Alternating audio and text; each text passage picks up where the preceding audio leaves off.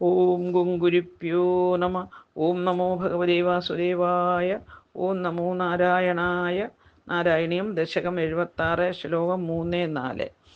പീതാംബരം കരവിരാജിത ശംഖചക്രകമോദഗീ സരസിജം കരുണാസമുദ്രം രാധാസഹായമതിസുന്ദരമന്ദഹാസം വാതാലേശമനിശം ഹൃദി ഭാവയാമി.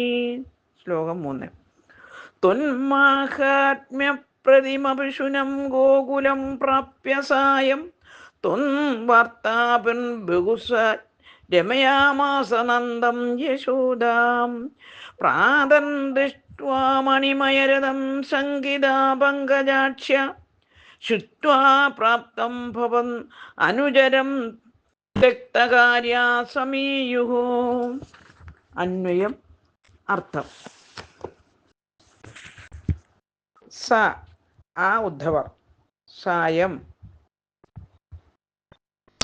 സന്ധിയിൽ ത്വന്മാഹാത്മ്യ പ്രതിമ പിശുനം അങ്ങയുടെ മഹത്വ പ്രകർഷം സൂചിപ്പിക്കുന്ന ഗോകുലത്തെ പ്രാപ്യ പ്രാപിച്ചിട്ട് ത്വൻ വാർത്താഭികി അങ്ങയുടെ വാക്കുകൾ കൊണ്ട് നന്ദം ആ നന്ദഗോപനെയും യശോദയെയും ബഹു വളരെ രമയാമാസ സന്തോഷിപ്പിച്ചു. പ്രഭാതത്തിൽ പങ്കജാക്ഷ്യക ഗോപികാസുന്ദരികൾ മണിമയരഥം രത്നശോഭിതമായ കണ്ടിട്ട് ശങ്കിത സംശയത്തോടു കൂടിയവരായി ഭവതനുചരം അങ്ങയുടെ സേവകനെ പ്രാപ്തം വന്നു എന്ന് ശ്രുത്വ കേട്ടിട്ട് വ്യക്ത്യാകാര്യ മറ്റു ജോലികൾ ഉപേക്ഷിച്ച് സമീയു നന്ദഗോപ വസതിയിലെത്തി. ഹരിവോ. സാരം. ഭഗവാന്റെ മഹത്വം നിറഞ്ഞ ഗോകുലത്തിൽ സന്ധ്യാസമയത്ത് ഉദ്ധവർ എത്തി.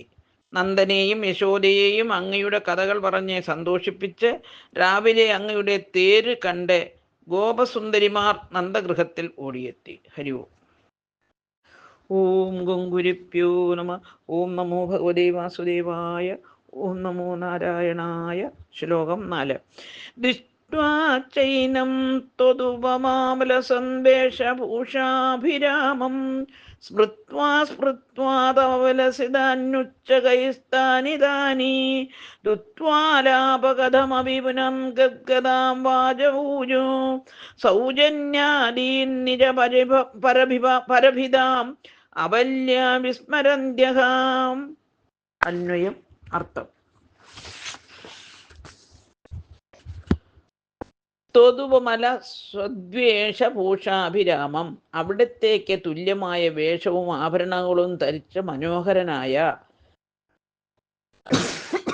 ഏനം ഈ ഉദ്ധവനെ ദൃഷ്ട കണ്ടിട്ട് തവ അങ്ങയുടെ ഉച്ചകൈ അത്യന്തം അത്ഭുതകരങ്ങളായ താനി അതത് വിലസിതാനി ലീലകളെ സ്മൃത്വ സ്മരിച്ച് രുത്വാലാപ ശബ്ദം പറയപ്പെട്ടവരായി വീണ്ടും സൗജന്യാദീൻ സുജന സദൃശങ്ങളായ സത് കഥാസംഭാഷണങ്ങളും നിജപരാഭിത താനും അന്യനുമെന്നുള്ള ഭേദം പോലും അലം വിസ്മരന്ത്യ നല്ലപോലെ മറന്നവരായി കഥമഭി വളരെ ക്ലേശിച്ച് ഗദ്ഗദാം തൊണ്ടയിളറിയ വാചം വാക്കുകൾ ഊരുകു ഗോപികമാർ പറഞ്ഞു. ഹരിവോ. സാരം.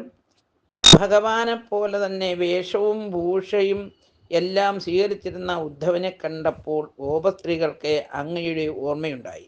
അപ്പോൾ അവർ ഭഗവാന്റെ ബാല്യകാല ലീലകളും ശൃംഗാരമയമായ ചേഷ്ടകളും സ്മരിച്ച് സ്വയം മറന്ന് താനെന്നും അന്യനെന്നും ഉള്ള ഭേദബുദ്ധി പോലും ഇല്ലാത്തവരായി സ്വാഗത വചനങ്ങളോ